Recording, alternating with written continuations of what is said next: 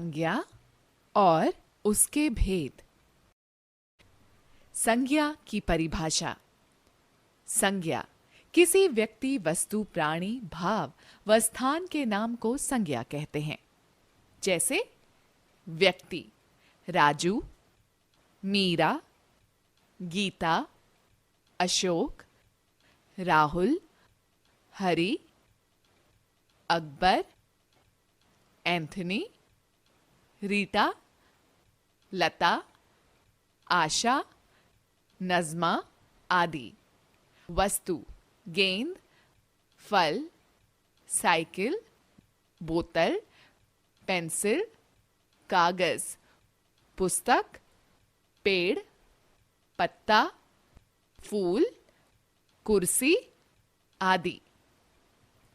प्राणी मनुष्य, पशु, पक्षी, गाय, घोड़ा, बंदर, रीछ, हाथी, बकरी आदि। भाव क्रोध, खुशी, प्रेम, ईर्ष्या, दुख, भूख, प्यास आदि। स्थान दिल्ली, मुंबई, मद्रास, कलकत्ता, मथुरा, पंजाब, तमिलनाडु, हरियाणा, अमृतसर, केरल, उड़ीसा आदि। इनके अलावा रिश्ते, मौसम, धातु, पदार्थ आदि भी संज्ञा कहलाते हैं। संज्ञा के भेद। हिंदी व्याकरण के अनुसार संज्ञा के 3 भेद होते हैं, परंतु अब इसमें अंग्रेजी व्याकरण के अनुसार 2 भेद और सम्मिलित हो गए हैं, जो कि जातिवाचक संज्ञा के भेद हैं। ये भेद इस प्रकार हैं: व्यक्तिवाचक संज्ञा, जातिवाचक संज्ञा, क द्रव्यवाचक संज्ञा, ख समूहवाचक संज्ञा। भाववाचक संज्ञा। पहला, व्यक्तिवाचक संज्ञा। जो शब्द किसी विशेष एवं निश्चित व्यक्ति, वस्तु व स्थान की जानकारी देते हैं, उन्हें व्यक्तिवाचक संज्ञा कहते हैं। जैसे डॉक्टर भीमराव अंबेडकर ने भारत के संविधान की रचना की। विशेष व्यक्ति। इस वाक्य में डॉक्टर भीमराव अंबेडकर एक विशेष व्यक्ति हैं। यहां हमने उनके नाम से उन्हें संबोधित किया है। भारत का सबसे पहला वेद ऋग्वेद है। विशेष वस्तु। ऋग एक वेद है जो कि लिखित रूप में मौजूद है। ऋग्वेद एक विशेष पुस्तक है। जामा मस्जिद दिल्ली में स्थित है। निश्चित स्थान। इस वाक्य में एक विशेष स्थान का बोध हो रहा है। दिल्ली एक निश्चित स्थान है।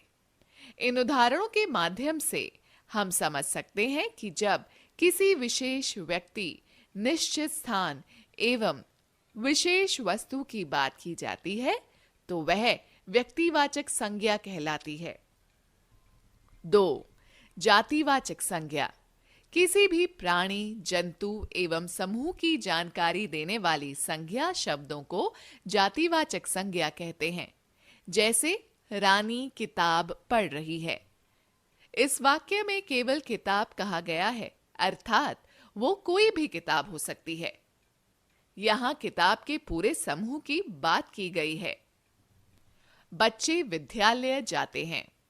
इस पंक्ति में केवल बच्चे कहा गया है, अर्थात किसी विशेष बच्चे के बारे में नहीं, अपितु सभी बच्चों की बात की गई है। आज हम फल खाएंगे। इस वाक्य में किसी फल का नाम नहीं लिया गया है, बल्कि यहां फलों के समूह की बात की गई है। यदि मैं यहां कहूं कि मैंने आज आम खाया था, तो यह भी जातिवाचक संज्ञा ही है, क्योंकि आम की किसी विशेष प्रजाति का नाम नहीं लिया गया है। जातिवाचक संज्ञा के 2 भेद होते हैं। पहला द्रव्यवाचक और दूसरा समूहवाचक। द्रव्यवाचक वह संज्ञा शब्द जो ऐसे पदार्थों तथा द्रव्यों का बोध कराते हैं जिनसे नई वस्तुएं बनती हैं एवं उनका माप तोल किया जा सकता है, उन्हें द्रव्यवाचक संज्ञा कहते हैं। जैसे सोना, चांदी, मिट्टी, लोहा, तांबा, लकड़ी, दूध, पीतल आदि। समूहवाचक संज्ञा ऐसे शब्द जो किसी समूह या समुदाय का बोध करवाते हैं उन्हें समूहवाचक संज्ञा कहते हैं। जैसे कक्षा, परिवार, सेना, जनता, अस्पताल, मंदिर आदि। समूहवाचक संज्ञा के समूह के प्रयोग सुनिश्चित होते हैं, इनको बदला नहीं जा सकता। जैसे पर्वतों की श्रृंखला, नक्षत्रों का मंडल, तारों का पुंज, कागज का दस्ता, सैनिकों का जत्था, चोरों का गिरोह, गायकों की मंडली, कर्मचारियों या मजदूरों का संघ, भेड़ों का झुंड। 3. भाववाचक संज्ञा जिन संज्ञा शब्दों से किसी व्यक्ति या वस्तु के गुण, दोष, दशा, अवस्था, धर्म आदि का बोध होता है उन्हें भाववाचक संज्ञा कहते हैं। जैसे दया, शांति, प्रेम, अच्छाई, धैर्य, बुढ़ापा, सफलता, सुंदर, बहुमूल्य इत्यादि। भाववाचक संज्ञा में उन गुणों का बोध होता है जिसका अनुभव हमारा मन या हृदय करता है, किंतु हम उन्हें ना तो देख सकते हैं ना ही स्पर्श कर सकते हैं। जैसे क्रोध, आक्रोश, मिठास, शत्रुता, मित्रता आदि। भाववाचक संज्ञाएं 4 प्रकार के शब्दों से बनाई जा सकती है। इसके कुछ उदाहरण इस प्रकार हैं।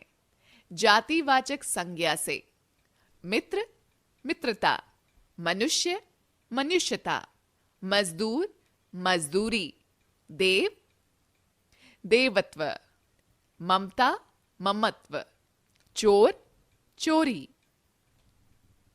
सर्वनाम शब्दों से स्व, स्तव, अपना, अपनापन, निजी, निजता, अहम, अहंकार, पराया, परायापन, सर्व, सर्वस्व। विशेषण शब्दों से वीर, वीरता, खट्टा, खटास, आलसी, आलस्य, चालाक, चालाकी, गहरा, गहराई, गरम, गरमाई। क्रिया शब्द से थकना, थकावट, जीतना, जीत, हंसना, हंसी, सींचना, सिंचाई, लिखना, लिखाई, देखना, दिखावट। Please